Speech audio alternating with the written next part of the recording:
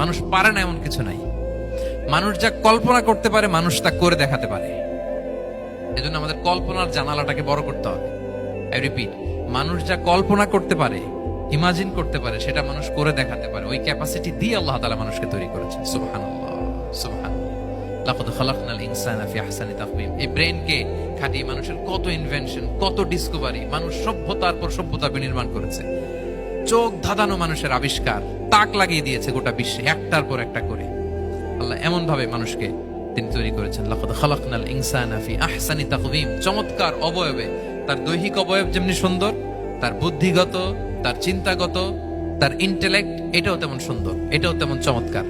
পৃথিবীর কোন প্রাণীকে আল্লাহ তাআলা এরকম হিউম্যান ব্রেনের মতো এরকম সফিস্টিকেটেড ব্রেন দিয়ে, ইন্টেলেক্ট দিয়ে তৈরি করেনি।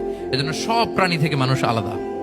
সব প্রাণী থেকে মানুষের চিন্তা, বিবেক, বুদ্ধি এগুলো আলাদা।